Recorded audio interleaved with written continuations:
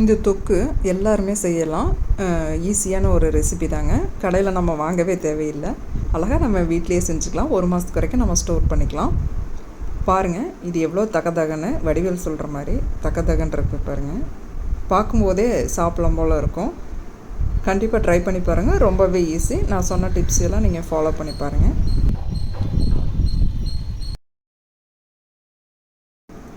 பாருங்கள் எவ்வளோ அழகாக இருக்குன்னு.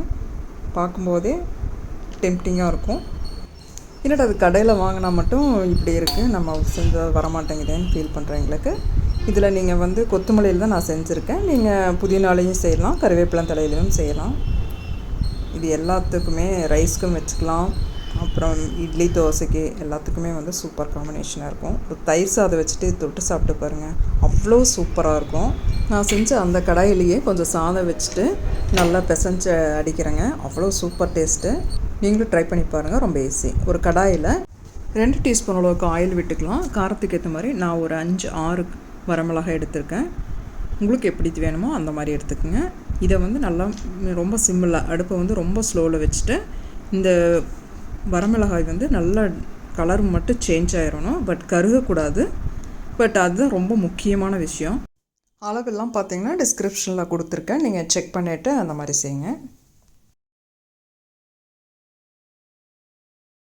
மிளகாய் பாருங்கள் இப்போ நல்லாவே சேஞ்ச் ஆகிருக்கு.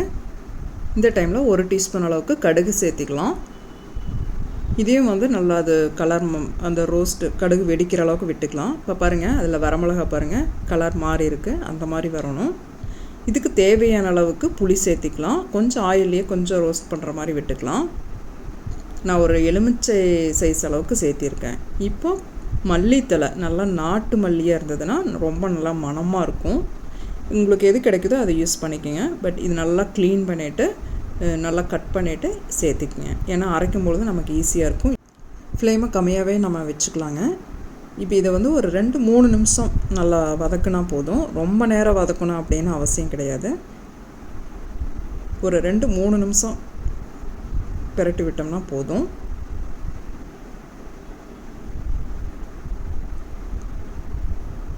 பாருங்கள், வரமிளகாய் பாருங்கள் எப்படி என்ன கலரில் இருக்குன்னு.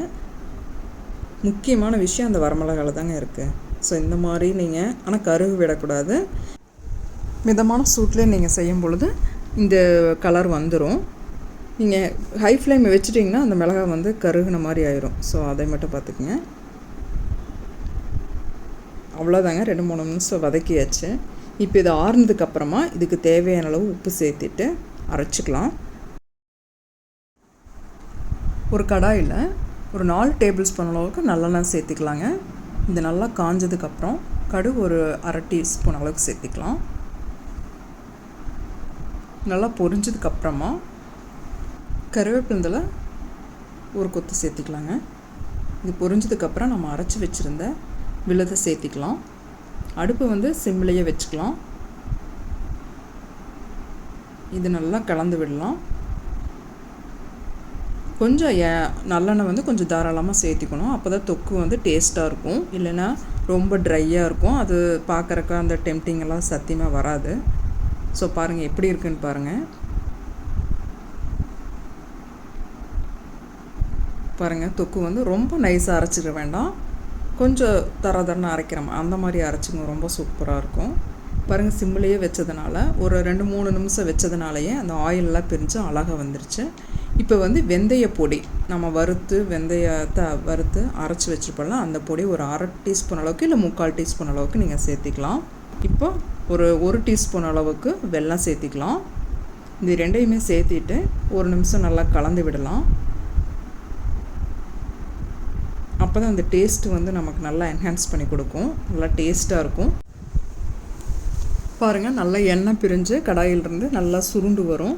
அந்த டைமில் நீங்கள் அடுப்பை ஆஃப் பண்ணிடலாம். நல்லா ஆறுனதுக்கப்புறம் நல்லா கிளாஸ் பாட்டில் ஊற்றிட்டு நீங்கள் ஃப்ரிட்ஜில் ஸ்டோர் பண்ணிக்கலாம். 1 மாதத்துக்கு வரைக்கும் கெடாது.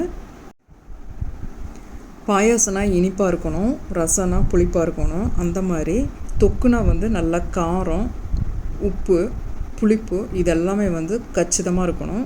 அப்போ தான் அந்த தொக்கு நல்லா டேஸ்ட்டாக இருக்கும். நீங்கள் பார்த்துட்டு அதுக்கு தகுந்த மாதிரி நீங்கள் சில ஆட் பண்ணிக்கலாம். இப்போ நான் சொன்ன மாதிரியே நீங்கள் செஞ்சு பாருங்கள், ரொம்ப சூப்பராக இருக்கும்.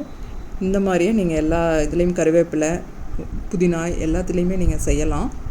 கண்டிப்பாக ட்ரை பண்ணி பார்த்துட்டு எப்படி வந்துச்சுன்னு கண்டிப்பாக கமெண்ட்ஸ் பண்ணுங்கள். சப்ஸ்கிரைப் பண்ணாதீங்க, சப்ஸ்கிரைப் பண்ணுங்கள். தேங்க்யூ.